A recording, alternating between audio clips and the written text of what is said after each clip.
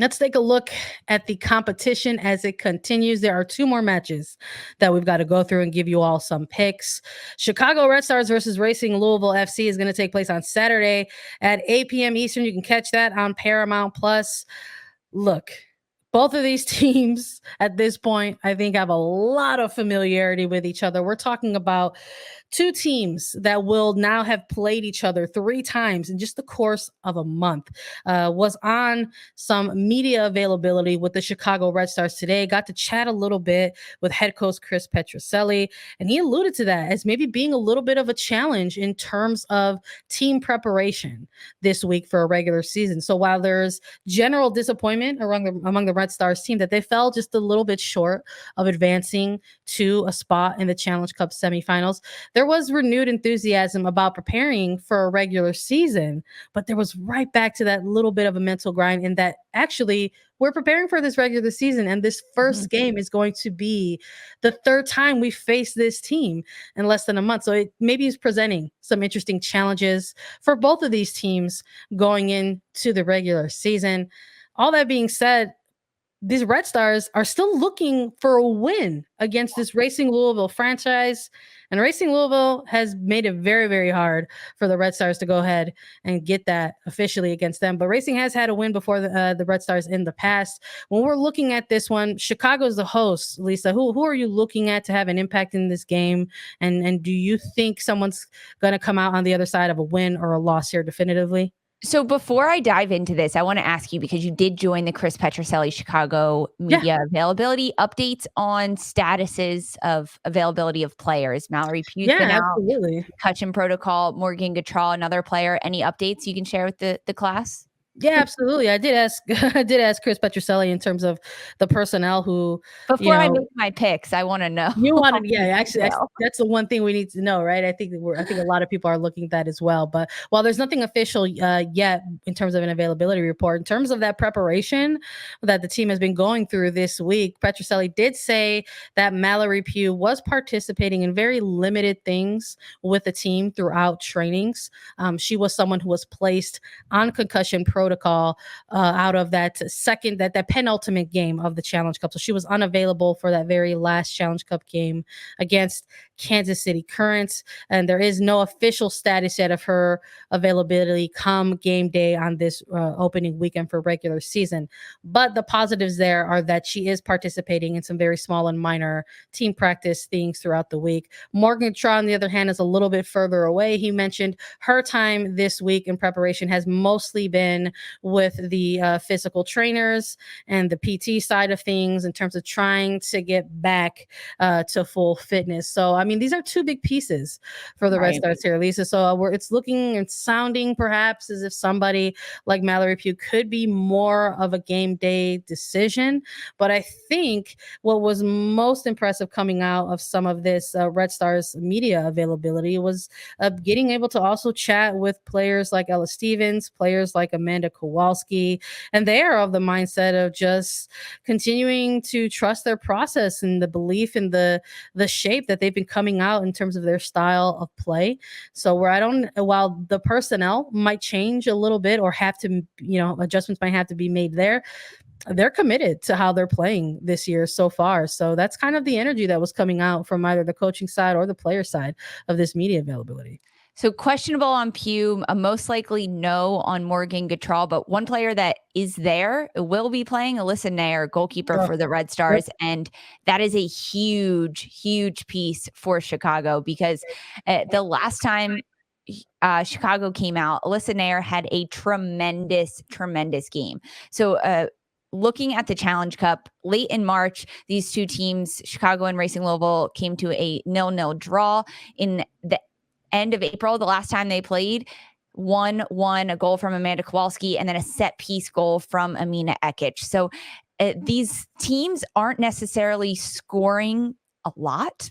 They're not. And that is something that is concerning to me, especially when players like Morgan Gautrat are out for Chicago and Mallory Pugh most likely won't play. I'm going to say that for this weekend based on her head and kind of how she's doing. Of course, I have no insight into that, but it's a long season. You don't want her to get into this concussion cycle where you play one game and then you're out again. Yeah. Because of that, this game could look a lot different. I almost want to say it's going to be a 0-0 draw, but ultimately I'm going to give the win to Racing Louisville. I think that Racing Louisville wants to beat Chicago because of the history that these two sides have had. Chicago has never scored a goal against Racing Louisville at home. And that's something that Racing Louisville wants to continue. I think Jess McDonald is a player that can change things for Racing Louisville against a Chicago side. Emily Fox defensively, this is her time to step up. This could be a really big year of growth for Emily Fox, not only with Racing Louisville, but with the national team. And it starts this weekend in the regular season. So I'm not going to go with the draw because I already gave a draw up in my predictions. I am going to give this win to Racing Louisville. Look, I'm going to be going with the home side in this one. I don't want to see another draw in this one because these two teams have been played out to a couple draws already. I want to see somebody come out here and take control of this game. Another thing that just keeps looming in the back of my mind, and maybe it's the local in me, but Chicago is hosting this first opening weekend match for the regular season. And there have been some weather that has happened in some of these matches over the course of the Challenge Cup when they hosted a few games there that have come into play, and both teams have to play in it. And I think that the game between Chicago and Racing was a really good example of maybe how weather can affect both sides of the pitch, no matter who is actually hosting the game. The weather doesn't look like it's going to be super bright and sunny and clear and perfect soccer weather, although we'll have to keep an eye on it. So I'm going to say that Chicago might have a little more experience in navigating some of the flora and the fauna of SeatGeek Stadium. So I am going to go with a win for Chicago instead. I like that you and I are of the same energy here, that we want to see a win. We want to see a result. I think at this point between these two franchises, we might almost take it either way. Hopefully we see them play out to a certain result. We'll see what happens. Final match for us to get through, Orlando Pride versus Gotham FC. 7 p.m. on Sunday. You can also catch that on Paramount Plus. I think we got to just call a duck if it quacks, right? If it quacks, it's a duck. And we're looking at these two teams, Lisa, coming out of the East region of the Challenge Cup. And I know you're cracking up about it already, but we saw these two teams in the East region of Challenge Cup struggle a little bit. And it sort of felt like we were coming on here week in, week out, talking a bit about that and wanting to see more from Gotham FC and wanting to see a little bit of what this rebuild was going to look like for the Pride moving forward. And unfortunately, Challenge Cup just really didn't give a lot of data there for us. When we're looking at the Pride, it looks like they're exiting their Challenge Cup, unfortunately missing several key players. They had to say farewell to Marta, who's out with a season-ending knee injury. Sydney LaRue has been navigating an injury of her own. Aaron McLeod is navigating and rehabbing from a knee injury as well, expected somewhere from 4 to 6 weeks. So a number of key players out for the Pride. But when we're looking at this Gotham side, we've constantly felt that there's a healthy chunk of talent there, that we want to see this team build off of what they did last year in 2021 and their first playoff appearance as newly branded Gotham FC. When we're looking at these two teams go head to head once more, Lisa, do you think we're going to get a different result here between these two teams than we saw in their final Challenge Cup game? I don't. Honestly, I don't. If anything, I'll give a little bit of a tilt to Orlando Pride in this match. Gotham has struggled. They are a struggling squad that even dates back to the end of 2021. Gotham has scored 1 goal in each of its last 5 matches, and they haven't scored multiple goals in any of their last 10 matches across all competitions. So scoring goals is very difficult for Gotham, a team, as you just said, Sandra, that has so much talent, so much attacking talent as well. They've got Ifeoma Onumonu, Margaret Purse. They've got really good players. Naho Kawasumi, Christy Mewis now, who has scored for Gotham since arriving. However, both of her goals have come from the penalty spot. No goals for Mewis in the run of play. Not a huge impact player from Christy Mewis. It's I want to shake Gotham a little bit and be like, wake up. What are you Okay, doing? what's going on? Yeah. It's the regular season. It's time to show up, and we'll see if they do this weekend.